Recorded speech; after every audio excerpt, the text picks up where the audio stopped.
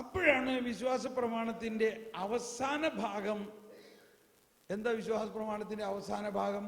ശരീരത്തിന്റെ ഉയർപ്പിൽ നിത്യമായത്തിൽ ഞങ്ങൾ വിശ്വസിക്കുന്നു. ആമേൻ. ശരീരത്തിന്റെ ഉയർപ്പിലും ഞാൻ വിശ്വസിക്കുന്നു. എന്തു മനസ്സിലായി?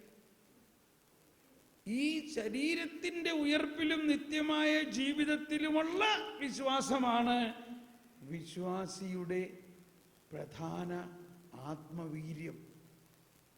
അതിൽ വിശ്വാസമില്ലെങ്കിൽ ആ വിശ്വാസ പ്രമാണത്തിന്റെ പ്രധാന ഭാഗം നമുക്ക് വിശ്വസിക്കുന്നില്ല. പിതാവായ ദൈവത്തിൽ വിശ്വാസമുണ്ട്, സൃഷ്ടാവിൽ വിശ്വാസമുണ്ട്, യേശുക്രിസ്തുവിൽ വിശ്വാസമുണ്ട്, യേശുക്രിസ്തു രക്ഷാകര പദ്ധതികളൊക്കെ നടത്തിയതിൽ വിശ്വാസമുണ്ട്. കാരണം ഇതെല്ലാം സംഭവിച്ചു കഴിഞ്ഞിരിക്കണു, ഇല്ലേ? എന്താ വിശ്വസിക്കാൻ ബുദ്ധിമുട്ടുള്ളത്? ഇനി സംഭവിക്കാൻ ഇരിക്കുന്ന കാര്യങ്ങളാണ്. ഏത്? ഈ പച്ച മനുഷ്യൻ ജീർണിക്കുന്നു. ഈ ജീർണിച്ചു പോകുന്ന മനുഷ്യ ശരീരം അന്ത്യദിനത്തിൽ ഉയർത്തെഴുന്നേൽക്കുമെന്നും. എല്ലാവരും ഉയർത്തെഴുന്നേറ്റ് കഴിഞ്ഞാൽ എവിടെ നിൽക്കും? പല ചിന്തകളാണ്. ഇതെങ്ങനെ സംഭവിക്കും? അപ്പോൾ നമ്മുടെ ഈ ജീവിതത്തിലെ കാര്യങ്ങൾ മാത്രമല്ല, ഇവിടെയാണ് ഇന്നിപ്പോ നമ്മൾ ധ്യാനം കൂടാൻ പോകുന്നു. ചിലർ ചോദിക്കും, ധ്യാനത്തിന് വരുന്നുണ്ടോ? എനിക്കെന്തിന് ധ്യാനം കൂട്ടണം? എനിക്കൊരു പ്രശ്നമില്ലല്ലോ. എനിക്ക് കടബാധ്യതയില്ല, എനിക്ക് വീടുണ്ട്, എനിക്ക് ഇഷ്ടം പോലെ ശമ്പളമുണ്ട്, എനിക്ക് ആരോഗ്യമുണ്ട്, പിന്നെ ഞാനെന്തിനാ ധ്യാനം കൂട്ടും? ആരാ ഈ ധ്യാനത്തിനൊക്കെ പോണത്?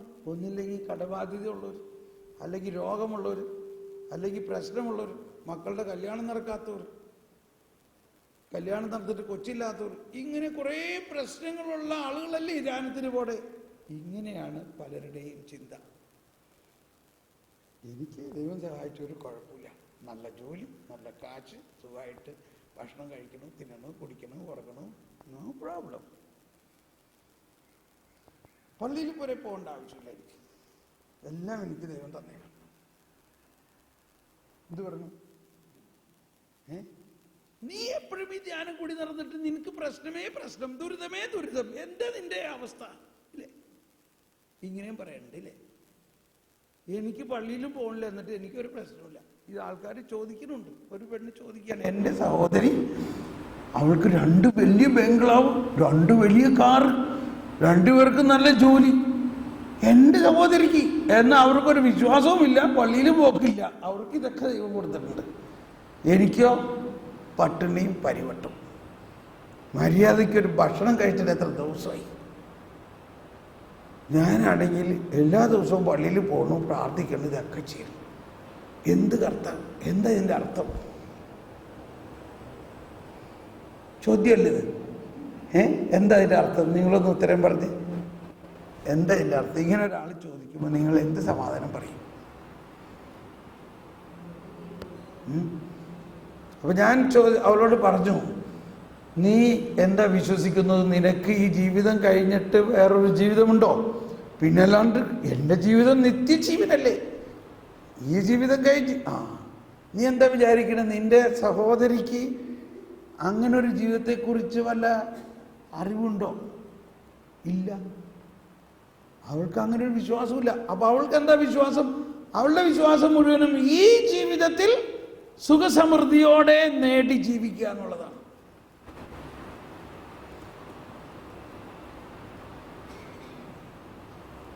ഇതല്ലേ ഇന്ന് നമ്മൾ കേൾക്കുന്ന പ്രോസ്പെരിറ്റി ഗോസ്പൽ എന്ന് പറയുന്നത്? Prosperity gospel. എല്ലാം എന്ത് ചോദിച്ചാലും തരും. കർത്താവ് എന്ത് ചോദിച്ചാലും തരുകയും ചെയ്യേക്കും. പക്ഷെ എന്താ ചോദിക്കുന്നത്? നമ്മൾ ഈ ലോകത്തിലെ സുഖലോലുപതയ്ക്ക് ആവശ്യമായിട്ടുള്ള കാര്യങ്ങളൊക്കെ ചോദിക്കണോ, വാങ്ങണോ, കിട്ടണോ? എന്തിനാ കർത്താവ് തരണേ? ജോൺ ഓഫ് ദ ക്രോസിന്റെ കർമ്മലമല കയറ്റത്തിൽ ഒരു കാര്യം പറയുന്നുണ്ട്. ഒരു അമ്മച്ചി, ഒരമ്മ അവളുടെ മകൾക്ക്, കുഞ്ഞുങ്ങൾക്ക് ആവശ്യമായ ഭക്ഷണം, അതായത് ഒരു കുട്ടിയാണ്, അതുകൊണ്ട് അവൾക്ക് പ്രത്യേക ഭക്ഷണം ഉണ്ടാക്കി അതിനുവേണ്ടി മാർക്കറ്റിൽ പോയി സാധനങ്ങൾ മേടിച്ചു. മറ്റുള്ളവർക്ക് ഉണ്ടാക്കണ അടുപ്പിൽ അതുണ്ടാക്കും. വേറൊരു അടുപ്പിൽ ഈ കുഞ്ഞിന് വേണ്ടി ഭക്ഷണം പാകം ചെയ്ത് അത് എരിവൊന്നും ഇല്ലാണ്ട് അവർക്ക് വേണ്ടി മാത്രം ഉണ്ടാക്കി വെച്ചു.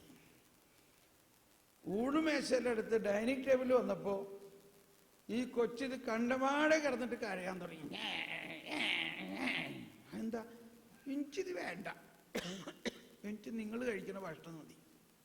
അയ്യോ, ഇത് കഴിച്ചാൽ ഭയങ്കര എരിവാണ്, ഇത് മീൻ പറ്റിച്ച് എരിവൊക്കെ ഇട്ട് പറ്റിച്ച് വെച്ചേക്കണം, ഇത് നീ കഴിച്ചാൽ ശരിയാവില്ല, എനിക്കിത് വേണ്ട. മോളെ, ഇത് ഞാൻ നിനക്ക് വേണ്ടി മാർക്കറ്റിൽ പോയി ഇത് നല്ല രസമാണ്, ഇത് കുഞ്ഞിന് വേണ്ടി മാത്രം ഉണ്ടാക്കിയേക്കണത്, എനിക്കിത് വേണ്ട, എനിക്കത് മതി. എന്റെ ദൈവമേ, ഞാൻ എന്തോരം കഷ്ടപ്പെട്ട് നിനക്ക് വേണ്ടി ഉണ്ടാക്കിയിട്ട് എന്നിട്ട് ഇത് എന്താ ഇങ്ങനെ കരയണേ? വീണ്ടും കരച്ചിട്ട്. അപ്പൊ ഭർത്താവ് പറഞ്ഞു, എന്തെങ്കിലും ആവട്ടെ, അതിനെ ചോദിച്ചാൽ അങ്ങ് കൊടുക്ക, ശല്യം ഒഴിയട്ടെ.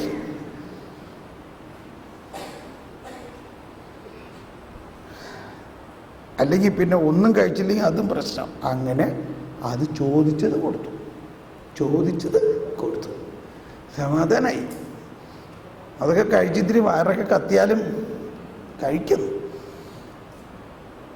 അതിനു വേണ്ടി സ്പെഷ്യലായിട്ട് ഉണ്ടാക്കിയത്, കണ്ണ് കാണാത്തതും കാത് കേൾക്കാത്തതും മനുഷ്യ മനസ്സിന് നിരൂപിക്കുക പോലും ചെയ്യാൻ പറ്റാത്ത പാൽപ്പായസം അവിടെ ഇരിക്കുകയാണ്.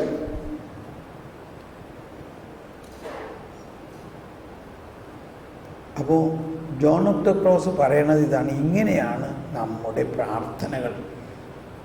പ്രാർത്ഥനകളെല്ലാം നമ്മളിങ്ങനെ ഒരുപാട് കരഞ്ഞ് ചോദിക്കണത് എന്തെന്നാ? നമുക്ക് ആവശ്യമുള്ള കാര്യങ്ങളാണ്.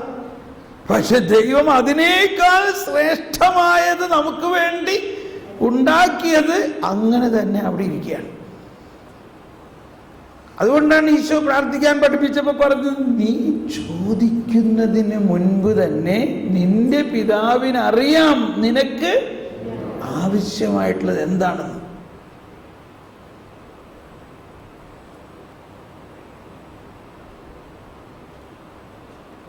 അപ്പൊ നമ്മൾ വാസ്തവത്തിൽ നമ്മുടെ ഒരു പ്രശ്നം ഇപ്പോൾ നമ്മളിങ്ങനെ ഒരു വലിയ ലിസ്റ്റാണ്, നമുക്കത് വേണം, ഇത് വേണം, ഇതെല്ലാം വാസ്തവത്തിൽ ഭൗതികമായിട്ടുള്ള കാര്യങ്ങളാണ്.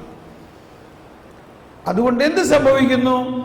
നമ്മുടെ ചിന്തയെല്ലാം ഈ ഭൗതികതയിൽ കൊളുത്തിക്കിടക്കുന്നത് കൊണ്ട് ആത്മീയമായ ജ്ഞാനമോ സ്വർഗീയമായ കാര്യങ്ങളോ ദൈവരാജ്യത്തിൻ്റെ യുഗാന്ത്യപരമായ നിത്യതയെക്കുറിച്ചുള്ള ഒന്നും നമ്മൾ അതിനകത്തേക്ക് ചിന്തിക്കണേയില്ല. എന്തിനാ നമ്മൾ ഈ മധ്യസ്ഥ പ്രാർത്ഥന നടത്തണേ? ഒരു ഫ്ലാറ്റ് ഉള്ളവന് 2 ഫ്ലാറ്റ് ഉണ്ടാവാനാണോ? കുറെ പണമുള്ളവന് കുറച്ചും കൂടി പണം ഉണ്ടാവാനാണോ? എന്തിനാ നമ്മൾ പ്രാർത്ഥിക്കണേ? നമ്മൾ പ്രാർത്ഥിക്കുന്നത് നിത്യതയെ ലക്ഷ്യം വെച്ചുകൊണ്ടുള്ള പ്രാർത്ഥനയല്ലേ? ആണോ അല്ലയോ? അപ്പൊ നമ്മൾ തന്നെ ആ നിത്യതയെക്കുറിച്ച് ബോധ്യമില്ലെങ്കിൽ എങ്ങനെയാ നമ്മൾ അതിനകത്തേക്ക് പ്രാർത്ഥിക്കുക?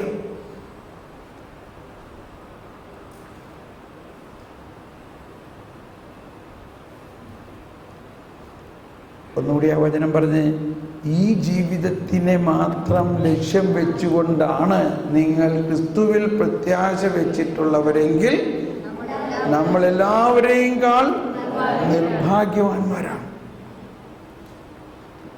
ഇതിനെ വളരെ പോസിറ്റീവായിട്ട് മനസ്സിലാക്കണം.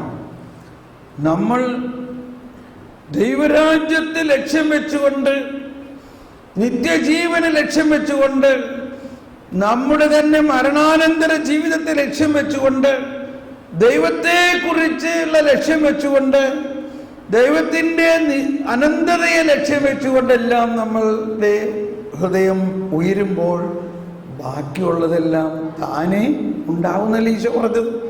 നിങ്ങൾ അതിനെക്കുറിച്ച് ചിന്തിക്കുക വേണ്ട. നിന്റെ പിതാവിനറിയാം നിനക്ക് എന്ത് ഉടുക്കണം, എന്ത് ഭക്ഷിക്കണം, അതൊക്കെ പിതാവ് തരും. നിങ്ങൾ ആദ്യം അവിടുത്തെ രാജ്യവും അവിടുത്തെ നീതിയെക്കുറിച്ച് പഠിക്കുക, അന്വേഷിക്കുക, അത് മനസ്സിലാക്കുക.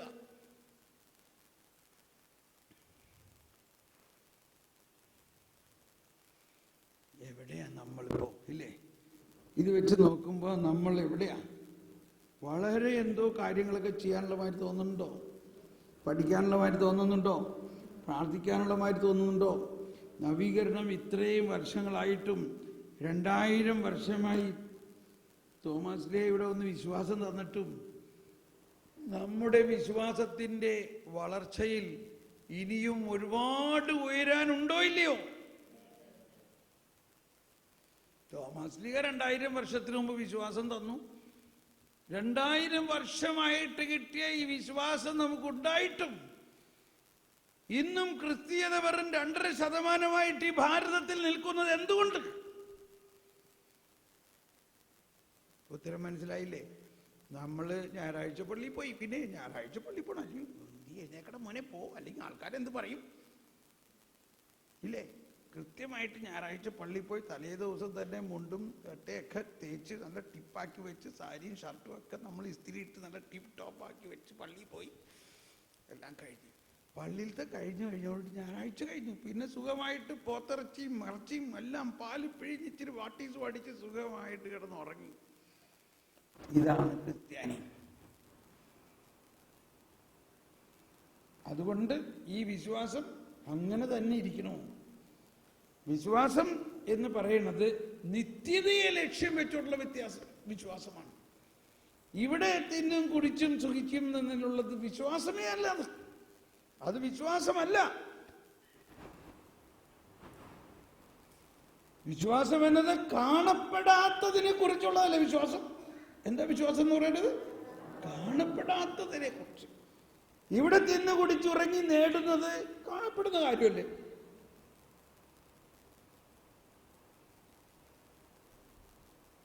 നമ്മുടെ സമൂഹം തന്നെ അങ്ങനെ ഫോമായിരിക്കുകയാണ്.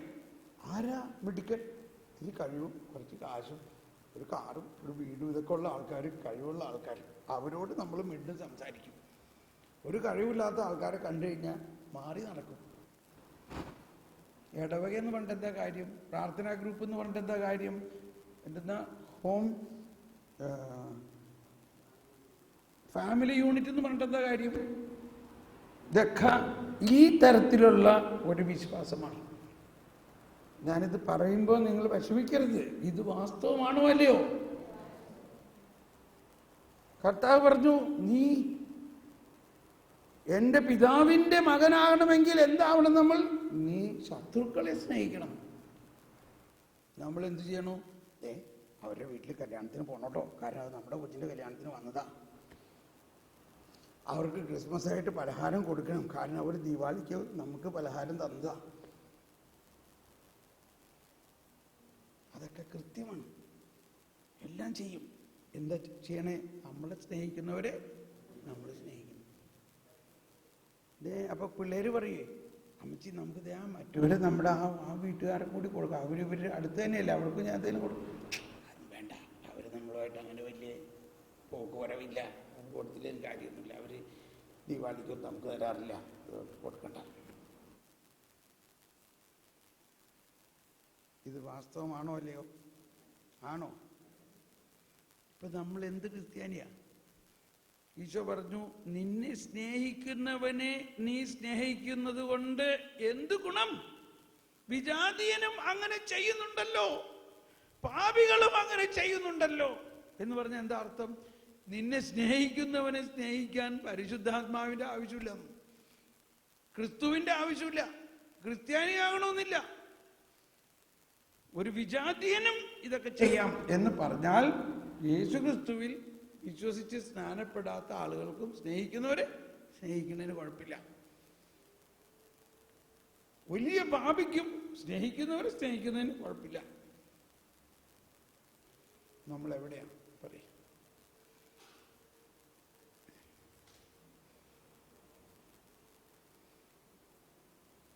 അടിസ്ഥാനപരമായി എന്തോ എല്ലാം മാറാനുണ്ട്. ഞാൻ കുറച്ച് നാൾ മുമ്പൊരു ബിഷപ്പിനുമായിട്ട് ഇങ്ങനെ സംസാരിച്ചുകൊണ്ടിരിക്കുക, വളരെ സ്നേഹ സംഭാഷണം, ഒരു ബ്രേക്ക്ഫാസ്റ്റ് കഴിച്ചുകൊണ്ടിരിക്കുന്ന നേരത്ത് പറയാ, തോമസ് പോളെ നീ വലിയ വചനപ്രഘോഷകനൊക്കെ അല്ലേ? സന്തോഷത്തിലാണ് പറയുന്നത്. ഒരുപാട് വചനം പ്രഘോഷിച്ച് ഒരുപാട് ആൾക്കാരെ ഇതിനകത്തേക്ക് കൊണ്ടുവന്ന്, ആത്മാർത്ഥമായിട്ട് നീ ഒന്ന് പറഞ്ഞേ, നമ്മൾ ഇത്രയും എല്ലാം വചനപ്രഘോഷണങ്ങളും ധ്യാനങ്ങളും കൺവെൻഷനുകളും ധ്യാന കേന്ദ്രങ്ങളും എല്ലാം ഉണ്ടായിട്ടും നമ്മൾ ഇന്നും ഒരു ഉപരിതലത്തിൽ ഉപരിപ്ലവമായിട്ടല്ലേ വാസ്തവത്തിൽ ഉള്ളൂ. എന്താ നിന്റെ അഭിപ്രായം? ഞാൻ പറഞ്ഞു വളരെ ശരിയാണ് പിതാവേ. ശരിയാണോ അല്ലയോ? നിങ്ങളെന്ത് പറയണു? ഒരു ഉപരിപ്ലവമായിട്ടല്ലേ നമ്മളിപ്പോഴും ചെയ്യണതെല്ലാം? അതാണ് വാസ്തവം. നമ്മൾ ആഴത്തിലേക്ക് ഇപ്പോഴും നമ്മൾ പോയിട്ടില്ല. ഇത് നമ്മൾ ഒന്നോ രണ്ടാളുടെ കാര്യമല്ല ഈ പറയണ. ഈ സഭ മുഴുവനും, സഭയെ കുറ്റം പറയല്ല, സഭയെ സ്നേഹിക്കുന്നത് കൊണ്ട് നമ്മുടെ ആഴത്തിലേക്ക് നീക്കി വലയെറിയാനാണ് കർത്താവ് പറയണത്. ആഴത്തിലേക്ക് നീക്കി വലയെറിയാൻ. എത്ര നാളായി നമ്മൾ പറഞ്ഞുകൊണ്ടിരിക്കണത്? നവീകരണത്തിലെ ഈ വാക്ക് പുതുമയാണോ? ആഴത്തിലേക്ക് നീക്കി വലയെറിയ എന്ന് പറഞ്ഞിട്ട് ഇപ്പോഴും കൂടുതൽ കൂടുതൽ ഉപരിപ്ലവമായി പോയിക്കൊണ്ടിരിക്കുകയാണ്. ബാഹ്യമായിട്ടും ബാഹ്യമായ കാര്യങ്ങൾക്കും ആയിട്ടുള്ള പ്രാർത്ഥനകളും അതിൻ്റെ ആവശ്യങ്ങളും അതിനെക്കുറിച്ചുള്ള ചിന്തകളിലും മനുഷ്യൻ കുടുങ്ങിക്കിടക്കുന്നത് കൊണ്ട് ഈ ദൈവിക ജ്ഞാനമോ ദൈവത്തിൻ്റെ ഈ ജീവിതത്തിന് അപ്പുറത്തെക്കുറിച്ച് നമുക്ക് ചിന്തിക്കാനോ അതിനെ ലക്ഷ്യം വെക്കാനോ സാധിക്കുന്നില്ല.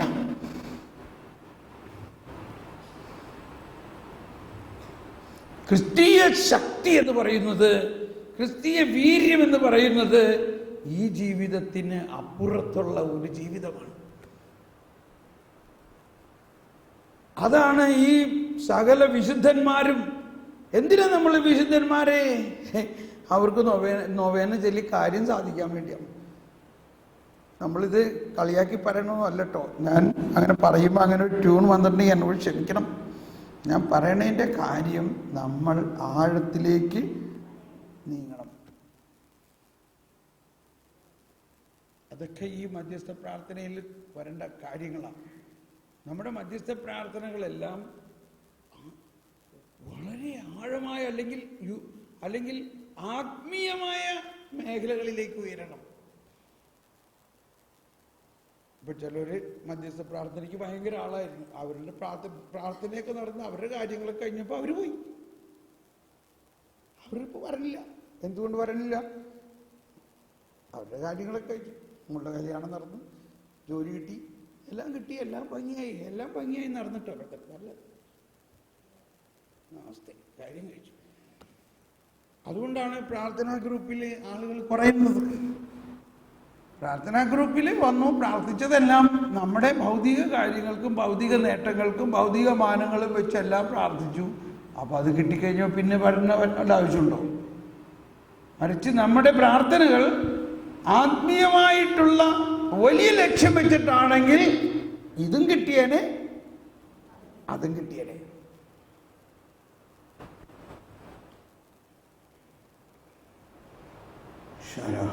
ഒന്ന് ഭാഷാപരത്തിൽ സ്തുതിച്ച് പ്രാർത്ഥിക്കാം. ഭാഷാപരത്തിൽ സ്തുതിച്ച് പ്രാർത്ഥിക്കാം.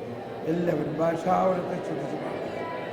ശല ഹല ബല ഹല ബല ശല ബല ഹല ബല ഹല ബല.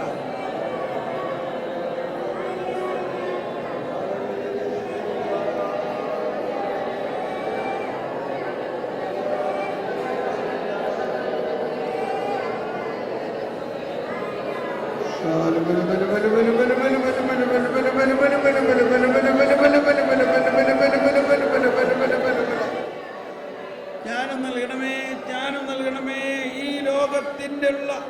ഈ ലോകത്തിനപ്പുറത്ത് വലിയ ഒരു ലോകമുണ്ടെന്നും നിത്യതയ്ക്ക് വേണ്ടി നിത്യജീവനെ കുറിച്ചും നിത്യതയെക്കുറിച്ചും ഞങ്ങൾക്ക്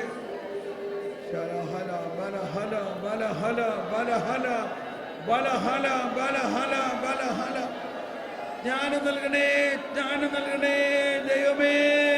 ദൈവിക ജ്ഞാനത്തിന്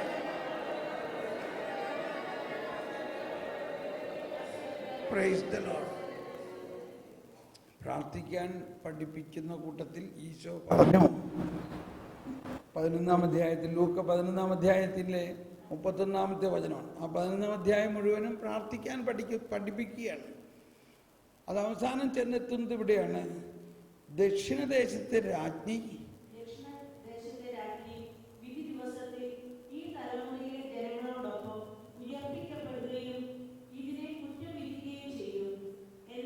എന്തെന്നാൽ സോളമന്റെ വിജ്ഞാനം ശ്രവിക്കാൻ അവൾ ഭൂമിയുടെ അതിർത്തിയിൽ നിന്നും വന്നു. എന്നാൽ ഇതാ ഇവിടെ സോളമനേക്കാൾ വലിയവൻ. നിർത്തി അവിടെ. ആരെക്കുറിച്ചാണ് ഈ പറഞ്ഞത്? ആരാണ് ഈ സോളമനേക്കാൾ വലിയവൻ? കർത്താവ് ഈശോ മിശിഹ, ജ്ഞാനത്തിന്റെ ഉറവിടം. പക്ഷെ ആരും അങ്ങേരുടെ അടുത്ത് ജ്ഞാനം കാണാൻ വരുന്നില്ല. സോളമന്റെ വിജ്ഞാനം കാണാൻ ദക്ഷിണദേശത്തെ രാജ്ഞി വന്ന പോലെ അതിനേക്കാൾ വലിയ ജ്ഞാനത്തിന്റെ ഉറവിടനായ സോളമനേക്കാൾ വലിയവനായ ജ്ഞാനം തന്നെയായ യേശുവിലൂടെയുള്ള ജ്ഞാനം കാണാൻ ആരും വരുന്നില്ല. ചോദിക്കുവിൻ, നിങ്ങൾക്ക് ലഭിക്കും. അന്വേഷിക്കുവിൻ, നിങ്ങൾ കണ്ടെത്തും. മുട്ടുവിൻ, നിങ്ങൾക്ക് തുറക്കപ്പെടും.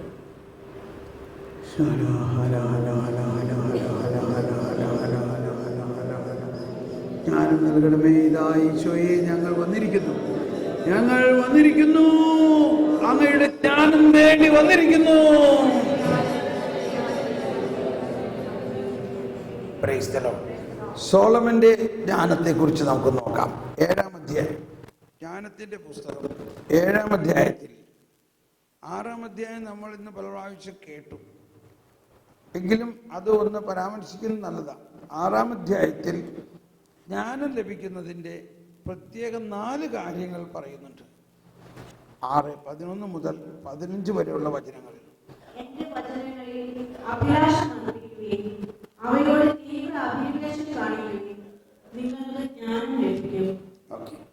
ചിലപ്പോൾ ഞാൻ ഈ പറയണത് ഒരു റിപ്പീറ്റേഷൻ ആകാം, എങ്കിലും പരിശുദ്ധാത്മാവ് പ്രേരിപ്പിക്കുന്നത് കൊണ്ട് ആർക്കോ എന്തോ എല്ലാം കിട്ടാനുണ്ട് അതിലൂടെ.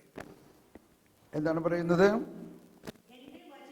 എല്ലാവരും ഏറ്റു പറഞ്ഞുകൊണ്ട്, എന്റെ വചനങ്ങളിൽ അഭിലാഷമർപ്പിക്കുവിൻ, അവയോട് തീവ്ര അഭിനിവേശം കാണിക്കുവിൻ, നിങ്ങൾക്ക് ജ്ഞാനം ലഭിക്കും. അതാണ് ഒരു വഴി. ഈ വചനം അഭിലാഷമർപ്പിക്കുവിൻ. ദൈവവചനത്തിലൂടെ ജ്ഞാനം ലഭിക്കുന്നു. ഇനി അടുത്തത് എന്താണ്?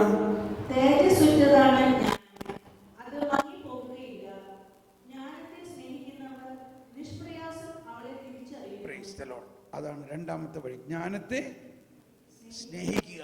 ജ്ഞാനത്തെ സ്നേഹിക്കുക. നമ്മൾ എന്തിനെ സ്നേഹിക്കുന്നുവോ അത് നമുക്ക് ലഭിക്കും. എന്ന് പറഞ്ഞാൽ എന്താ? നമ്മൾ ഭർത്താവിനെ സ്നേഹിക്കുകയാണെങ്കിൽ ഭർത്താവുമായിട്ട് ഒന്നാകുമില്ലേ? ഭാര്യയെ സ്നേഹിക്കുകയാണെങ്കിൽ ഭാര്യയുമായിട്ട് ഒന്നാകുന്നു. നമ്മൾ സ്വർണത്തെ സ്നേഹിക്കുകയാണെങ്കിൽ സ്വർണവുമായിട്ട് ഒന്നാകും. എവിടെ പോയാലും പിന്നെ നമ്മൾ സ്വർണ്ണക്കടയിൽ നോക്കി നടക്കുള്ളൂ. കാരണം പുതിയ എന്തെങ്കിലും വെറൈറ്റി വന്നിട്ടുണ്ടോ ഇല്ലേ? ശരിക്കും മനസ്സിലാവും അതില്ലേ? സ്വർണത്തെ സ്നേഹിക്കണവർ നോക്കുമ്പോഴേക്കത് അവിടെ സ്വർണത്തിൻ്റെ ബോർഡ് കാണണം. ഇവിടെ നോക്കിയേ, കൊച്ചി തൃശ്ശൂരൊക്കെ പോകുമ്പോൾ എന്താ ഏറ്റവും കൂടുതൽ ബോർഡ് കാണുന്നത്? സ്വർണത്തിൻ്റെയാണ്.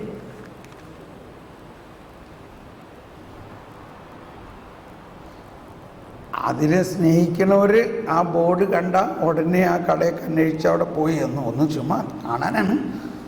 കണ്ടു കഴിഞ്ഞപ്പോൾ പറഞ്ഞു, സെയിൽസ്മാൻ പറയണത് ഇത് ഒരു ഐറ്റമേ ഉള്ളൂ, ഈ ഒരു പീസേ ഉള്ളൂ, ഇത് വേണമെങ്കിൽ മേടിച്ചോ, ഇത് വളരെ റെയറാണ്, വളരെ സ്പെഷ്യൽ പണിയാണ്, അങ്ങനെ ഇങ്ങനെയൊക്കെ പറഞ്ഞത് ആദ്യമായിട്ടാണ്, ചേച്ചിക്ക് വേണമെങ്കിൽ മേടിച്ചോ, നാളെ വന്നാൽ അത് കിട്ടൂല. അതോടുകൂടി ചേട്ടന് പണിയായി ഇല്ലേ? എങ്ങനെയെങ്കിലും അത് മേടിച്ചിട്ടേ ഇരിക്കുള്ളൂ. എന്തുകൊണ്ടാണ്? സ്വർണത്തെ സ്നേഹിക്കുന്നത്. ഇതുപോലെ ജ്ഞാനത്തെ സ്നേഹിക്കുകയാണെങ്കിലോ അതാണ്. ജ്ഞാനത്തെ സ്നേഹിക്കുകയാണെങ്കിൽ നിഷ്പ്രയാസം അവയെ തിരിച്ചറിയും. ഒരു ഉദാഹരണം പറയുന്നുള്ളൂ. ജ്ഞാനത്തെ സ്നേഹിക്കണം. അവളെ തേടുന്നവർ കണ്ടെത്തുന്നു. അതാണ് ജ്ഞാനത്തെ അന്വേഷിക്കണം. അപ്പോൾ നമ്മൾ വചനത്തിലൂടെ ജ്ഞാനം, ജ്ഞാനത്തെ സ്നേഹിക്കുന്നതിലൂടെ ജ്ഞാനം, ജ്ഞാനത്തെ തേടുന്നതിലൂടെ ജ്ഞാനം. ഇനി അടുത്തത് എന്താ? തന്നെ അഭിലഷിക്കുന്നവർക്ക് വെളിപ്പെടാൻ അവൾ തിടുക്കം കൂട്ടുന്നു. പ്രഭാതത്തിൽ ഉണർന്ന് അവളെ തേടുന്നവർ പ്രയാസം കൂടാതെ അവളെ കണ്ടുമുട്ടുന്നു.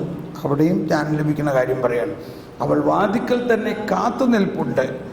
ഇനി അവളിൽ ചിന്തയുറപ്പിക്കുന്നതാണ് വിവേകത്തിൻ്റെ പൂർണ്ണത. അവളുടെ കാര്യത്തിൽ ജാഗരൂകതയുള്ളവൻ ദുഃഖവിമുക്തനാവും. കണ്ടോ, ഒരുപാട് ദുഃഖത്തിൻ്റെ കാരണം എന്താണ്? ജ്ഞാനമില്ലാതെ, ദൈവിക ജ്ഞാനം ചോദിക്കാതെ നമ്മൾ എടുത്ത തീരുമാനങ്ങളാണ് നമ്മൾ ദുഃഖത്തിൽ ചെന്ന് അവസാനിക്കുന്നത്. അപ്പോൾ ഇനി എന്ത് ചെയ്യണം? അപ്പോൾ ഇനി അതിനുവേണ്ടി ജ്ഞാനം ചോദിക്കണം. കർത്താവേ, ഞാൻ അങ്ങനെ ചെയ്തു പോയി, ഇനി എന്ത് ചെയ്യണം? ഞാൻ അതിനുള്ള ജ്ഞാനം നൽകണമെന്ന് പറയുമ്പോൾ തരും. ആ കുഴിയിൽ വീണു, കുഴിയിൽ നിന്ന് രക്ഷപ്പെടുത്തുന്നതും ജ്ഞാനമാണ്. യോഗ്യതയുള്ളവരെ ജ്ഞാനം അന്വേഷിച്ച് ചെല്ലുന്നു. അവരുടെ ചിന്തകളിലും പാതകളിലും അവൾ കനിവോടെ പ്രത്യക്ഷപ്പെടുന്നു. ശിക്ഷണത്തോടുള്ള ആത്മാർത്ഥമായ അഭിലാഷമാണ് ജ്ഞാനത്തിൻ്റെ ആരംഭം. കണ്ടോ, ശിക്ഷണം എന്ന് പറഞ്ഞാൽ പ്രബോധനം, ദൈവികമായ പ്രബോധനങ്ങളിലൂടെ. ഇപ്പോൾ നമ്മൾ ഈ കാറ്റഗിസം ഓഫ് കാത്തലിക് ചർച്ച് ഇതെല്ലാം വായിക്കണതിൻ്റെ അർത്ഥം എന്താ? നമുക്ക് പ്രബോധനം ഉള്ളതുകൊണ്ടല്ലേ. ഈശോ തന്നെ പറഞ്ഞിട്ടുള്ളൊരു കാര്യമാണ്. യോഹന്നാൻ്റെ സുവിശേഷത്തിൽ 7-ാം അധ്യായത്തിൽ 16-ാമത്തെ വചനം പറയുകയാണ്, എൻ്റെ പ്രബോധനം എൻ്റെ അല്ല, എന്നെ അയച്ചവൻ്റേത് അത്രേ. വായിച്ചേ. 7:16. എല്ലാവരും കരമുയർത്തി, ശബ്ദമുയർത്തി.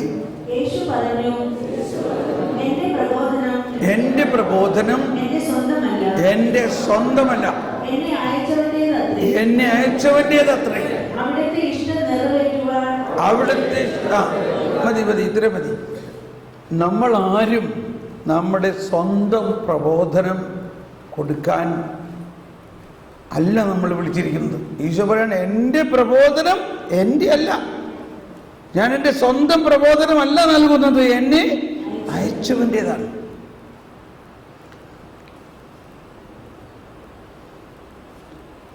ഈ പ്രബോധനത്തിലാണ് നമ്മൾ ഇനി വേറൊരു വശം വളരേണ്ടത്. നമ്മൾ ആരും നമ്മുടെ സ്വന്തം പ്രബോധനം കൊടുക്കരുത്. ഇത് എനിക്ക് കിട്ടിയ വെളിപ്പെടുത്തലാണെന്ന് പറയരുത്. ആ പ്രബോധനത്തിന് അടിസ്ഥാനപരമായ ശിക്ഷണം അല്ലെങ്കിൽ ദൈവികമായ സഭയുടെ പ്രബോധനം കൂടി ഉണ്ടാവണം. അപ്പോൾ ആ സഭാ പ്രബോധനങ്ങളും ദൈവത്തിൻ്റെ വചനവും ഒരുമിച്ച് നമ്മൾ പഠിക്കുമ്പോഴാണ് ദൈവത്തിൻ്റെ ജ്ഞാനം കൂടുതൽ ശക്തമായി നമ്മളിൽ പ്രവർത്തിക്കുന്നത്. ശിക്ഷണത്തോടുള്ള ആത്മാർത്ഥമായ അഭിലാഷമാണ് ജ്ഞാനത്തിൻ്റെ ആരംഭം. നിങ്ങൾ എത്ര പേരുടെ വീട്ടിലോ കയ്യിലോ ഈ മതബോധന ഗ്രന്ഥമുണ്ട്? ആഹാ, praise the Lord, very good. ഒന്ന് കൈയടിച്ച് കർത്താവിന് നന്ദി പറയാം. വളരെ സന്തോഷം. അപ്പോൾ ഈ പുസ്തകം അവിടെ വെച്ച്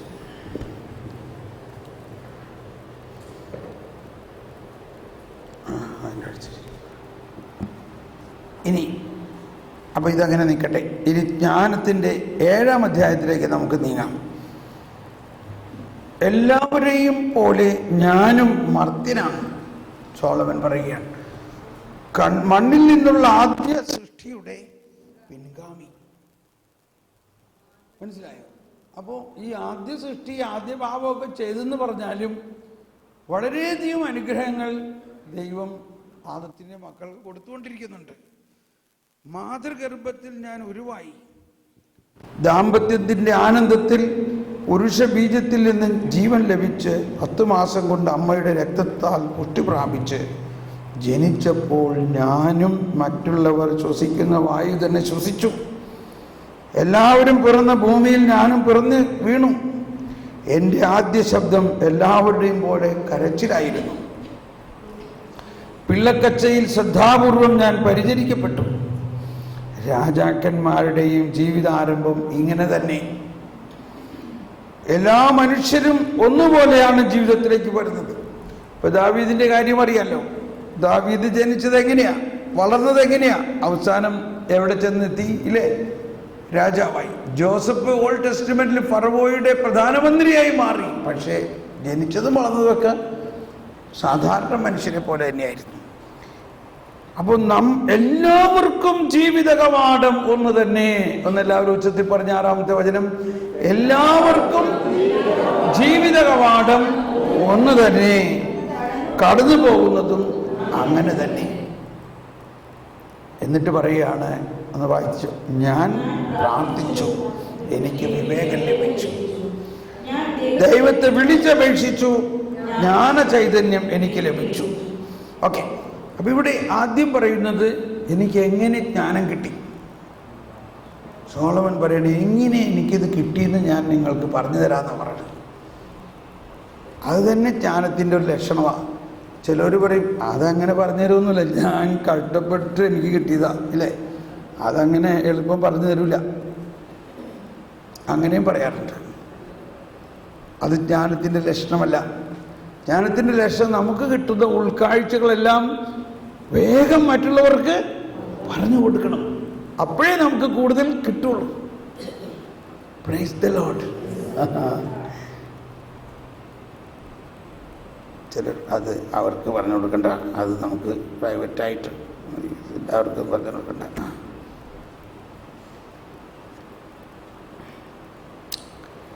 ഞാൻ പ്രാർത്ഥിച്ചു, എനിക്ക് ലഭിച്ചു. അപ്പൊ സോളമൻ ഒരു യുവാവായപ്പോഴേ തന്നെ രാജാവായി. ആകെ എന്ത് ചെയ്യും?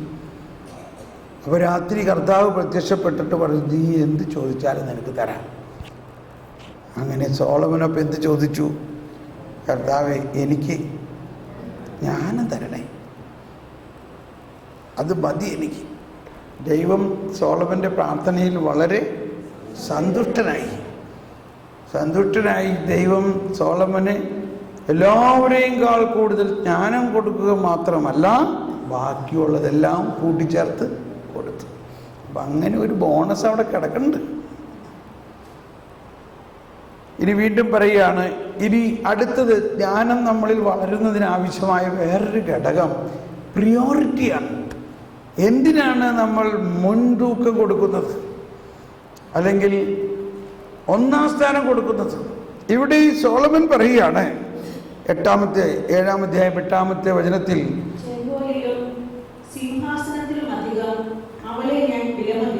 Praise the Lord. അപ്പം നമ്മൾ ക്രിസ്ത്യാനികളാണ്, ക്രിസ്തുവിൽ വിശ്വസിക്കുന്നവരൊക്കെയാണ്. കാര്യം ശരി. ഞായറാഴ്ച ദിവസം മോളോട് പറയാൻ, നീ ദേ ഇന്ന് എൻട്രൻസിൽ പഠിക്കാൻ പോയിക്കോ, മര്യാദയ്ക്ക് പഠിച്ച് ജയിക്കും. പള്ളിയിലൊക്കെ ഇപ്പോൾ പോയില്ലെങ്കിലും കുഴപ്പമൊന്നുമില്ല, ഒരു ദിവസം കാറ്റഗിസമൊക്കെ പിന്നെയും പഠിക്കാം. പക്ഷേ നീ പഠിച്ച് പാസ്സായില്ലെങ്കിലോ? അവൾക്ക് തന്നെ ആകെ അന്തപ്പെട്ടി. അമ്മ ഇത്രയും ദിവസം പള്ളിയിൽ പോ എന്ന് പറഞ്ഞ അമ്മയും അപ്പനും ഇപ്പോൾ പറയാണെന്ന്, നീ പള്ളിയിലൊന്നും പോയില്ലെങ്കിൽ കുഴപ്പമില്ല, നീ പോയി എൻട്രൻസിൻ്റെ കോച്ചിങ്ങിൽ പോ, ഭരതനാട്യം പഠിക്കാൻ പോ, കരാറ്റെ പഠിക്കാൻ പോ, അതൊക്കെ പഠിച്ച് നീ മിടുക്കിയാകണം. മനസ്സിലായിട്ടുണ്ടാവും. ഇപ്പോൾ 1-ാം സ്ഥാനം എവിടെയാ 1-ാം സ്ഥാനം? ഇവിടെ സോളമൻ പറയുകയാണ്, ചെങ്കോലിലും, എൻ്റെ ചെങ്കോലിലും സിംഹാസനത്തിലും അധികം അവളെ ഞാൻ വിലമതിച്ചു. Praise the Lord. ഇസ്രായേലിലെ രാജാവിൻ്റെ ആ രാജപദവിയേക്കാൾ ഉപരിയായിട്ട് ജ്ഞാനത്തെ ഞാൻ വിലമതിച്ചു. ഇത് നിസ്സാര കാര്യമല്ല സ്നേഹമുള്ളവരെ. അതാണ് നമ്മൾ പറയണേ, നമ്മുടെ ഇവിടുത്തെ വിശ്വാസം ഒരു കൾച്ചറാണത്, വിശ്വാസമൊന്നുമല്ല അത്, വെറും ഒരു സംസ്കാരം. ഇതേ ഞായറാഴ്ച പള്ളിയിൽ പോകണം, ആൾക്കാരെന്ത് പറയും? ഒരു വശത്ത്. വേറൊരു വശത്ത് ഇതേ മര്യാദയ്ക്ക് പഠിച്ച് തന്നായില്ലെങ്കിൽ ആൾക്കാരെന്ത് പറയും? അതുകൊണ്ട് നീ പോയി പഠിക്കും, എന്നിട്ട് മതി വിശ്വാസവും പ്രാർത്ഥനയൊക്കെ. ഇങ്ങനെയുള്ള ചില മാനുഷികമായ ജ്ഞാനത്തിൽ നമ്മൾ കുടുങ്ങിക്കിടക്കുകയാണ്, ചില സംസ്കാരത്തിൽ. വിശ്വാസത്തുകൊണ്ടല്ലോ ഒന്നുമല്ല നമ്മൾ പള്ളിയിൽ പോണതും നമ്മൾ പഠിക്കണതും നമ്മുടെ ജീവിതം നടക്കണമൊക്കെ.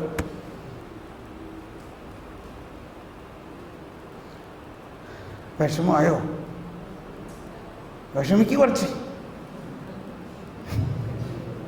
ഈ വിഷമത്തിൽ നിന്നുള്ള വേദന കൊണ്ട് വേണം പ്രാർത്ഥിക്കാൻ. മനസ്സിലാവണ്ടോ? ഇത് ശരിയാണോ? നീ പറയണത് ശരിയാണോ ഇല്ലയോ? എന്ത് മധ്യസ്ഥ പ്രാർത്ഥന നമ്മൾ പ്രാർത്ഥിക്കണേ? എന്തിനു വേണ്ടി നമ്മൾ മധ്യസ്ഥ പ്രാർത്ഥന നടത്തുന്നത്? പണമില്ലാത്തവരൊക്കെ പണക്കാരാകാൻ വേണ്ടി പ്രാർത്ഥിച്ചു, അവരൊക്കെ പണക്കാരായി കഴിഞ്ഞപ്പോൾ പിന്നെ പള്ളിയിൽ വരണ്ട, എങ്ങ് പോകണ്ട. ഈ പണക്കാരെല്ലാം പാപങ്ങളാകാൻ വേണ്ടി ആരെങ്കിലും പ്രാർത്ഥിച്ചിട്ടുണ്ടോ? അപ്പൊ അതെന്താ പരിശുദ്ധാത്മാവ് അങ്ങനെ പറയണില്ലായിരിക്കോ? എന്നോട് പറയാറുണ്ട്, ഞാൻ പ്രാർത്ഥിക്കാറുണ്ട്, ഞാൻ ഇപ്പോഴും പ്രാർത്ഥിക്കുന്നുണ്ട്, ഈ പണക്കാരുടെയൊക്കെ പണം മാറട്ടെ, അപ്പൊ പാവങ്ങൾക്ക് സമാധാനം ഉണ്ടാവും. അങ്ങനെയല്ലേ പാവങ്ങൾ മാറുള്ളൂ. പാവങ്ങൾ നന്നാവണമെന്നുണ്ടെങ്കിൽ പണക്കാരുടെ പണം, അതിനേക്കാളും വലുത് അവർ ദൈവരാജ്യത്തിൽ പ്രവേശിക്കണമെങ്കിൽ എന്ത് വേണം? അവർ പണത്തിന് ഒന്നാം സ്ഥാനം കൊടുക്കാതെ കർത്താവിശ്വമിശിഹായ്ക്ക് ഒന്നാം സ്ഥാനം കൊടുക്കണ ജീവിതമാകണം. ഞാനൊരു ദിവസം എനിക്ക് ഒരിക്കൽ അങ്ങനെ ശക്തമായ ഒരു പ്രേരണ ഉണ്ടായി. ഞാൻ പ്രാർത്ഥിച്ചു. സ്വിറ്റ്സർലൻഡിലാണ് കേട്ടോ, നമ്മുടെ ഇവിടുത്തെ പണക്കാരുടെ കാര്യമല്ല, അതിനേക്കാളൊക്കെ വലിയ പണക്കാരുടെ രാജ്യമാണ്. ഒരു കത്തോലിക്ക രാജ്യമായിരുന്ന സ്വിറ്റ്സർലൻഡിൻ്റെ അവസ്ഥ ഇപ്പം എന്താ? ഞാനപ്പോൾ അവിടെ ധ്യാനം നടന്നുകൊണ്ടിരിക്കുക. പിറ്റേ ദിവസം വൈകുന്നേരം ആയപ്പോൾ ഒരു പെണ്ണ് 200 കിലോമീറ്റർ ദൂരത്തുനിന്ന് വണ്ടി ഓടിച്ച് വന്നിരിക്കുകയാണ്. തോമസ് പോളെ പ്രാർത്ഥിക്കണേ. ഞങ്ങൾ എന്ത് പറ്റി? ഞങ്ങളുടെ ബാങ്ക് പൊളിഞ്ഞു പോയി, അത് കാരണം എൻ്റെ ജോലിയും പോകും, എൻ്റെ പൈസയും പോയി, പ്രാർത്ഥിക്കും. ഞാൻ പറഞ്ഞു പ്രൈസ് ദി ലോർഡ്. അതെന്താ എനിക്ക് ഇത്ര സന്തോഷം? ഞാൻ ഇന്നലേക്ക് അതിനു വേണ്ടി പ്രാർത്ഥിക്കായിരുന്നു. ഈ സ്വിറ്റ്സർലൻഡിലെ ആളുകളുടെ പണമൊക്കെ പോട്ടെ, കുറെ ബാങ്കൊക്കെ പൊളിയട്ടെ, അവർ കർത്താവിലേക്ക് വരട്ടെ. പക്ഷെ എന്തോ ഒരു നല്ല അടയാളം കണ്ടോ? നീ 200 കിലോമീറ്റർ വണ്ടി ഓടിച്ച് വന്ന് എന്തിനാ? നിന്റെ ബാങ്ക് പൊളിഞ്ഞത് കൊണ്ടല്ലേ? അല്ലെങ്കിൽ